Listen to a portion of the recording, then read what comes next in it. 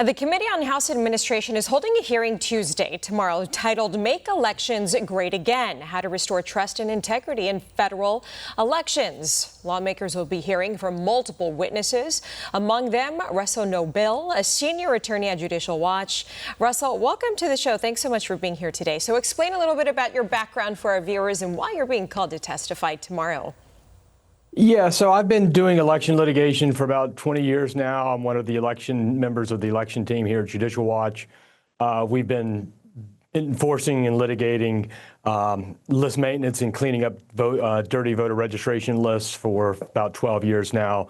And I'm part of the team that's been bringing the litigation to the Supreme Court to interpret the meaning of the Election Day statutes regarding allowing ballots to be received days and weeks after elections. Speaking of cleaning up, you've cleaned up millions across the country of ineligible registrations, right? Tell us quickly about that.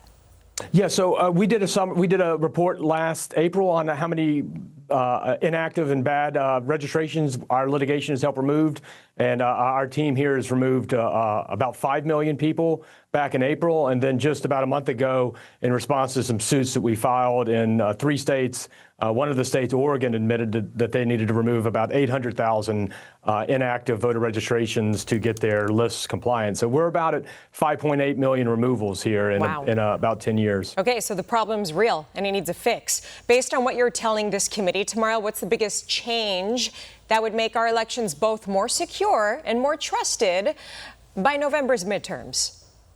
Well, we think doing away with all-mail balloting would be probably the best step. There's been a history of efforts to try to roll out all-mail balloting for over 100 years. It's been a bad idea 100 years ago. It's still a bad idea right now. That's why we created the poll site, because there are problems when people vote and can be scrutinized and frankly intimidated when they vote at home or outside the poll site. So we think that would be probably one of the best things to do. And then just actually improving and strengthening the statutes that already exist on voter registration cleanup. We think, our litigation has shown there's hundreds of thousands and millions of voters that probably should be removed from the list. And frankly, all the problems in elections originate from inaccurate voter registration lists. So if we could stop those 2 things, we would see a radical improvement. Obviously, voter ID is good. We're very supportive of that, but many states already have that. So those other 2 would be probably where I would start. Okay, and how do you respond to critics who say measures like that, I mean, including the SAVE Act with voter ID, counting ballots by election day, how would that, requiring citizenship to vote, how would that make, they argue that it's going to make it harder for eligible Americans to vote, and then some even go as far as labeling those ideas as voter suppression, even racist. How do you respond to that? Yeah, I mean, that's the same rhetoric they've been using for 20 plus years here. Voter ID was going to torpedo turnout and voter access. Voter access and voter turnout has only gone up in the time since the Supreme Court approved voter ID in Indiana and has rolled out nationwide. So, frankly, all these concerns about voter access have been overblown and ultimately never proven true. There's always these claims that every time you put in one more election integrity statute, it's going to make ballot access harder. And the data just shows that's not true. So, I mean, I think that's the simplest answer. These statutes or these election integrity provisions have been rolled out all over the country, regardless of race.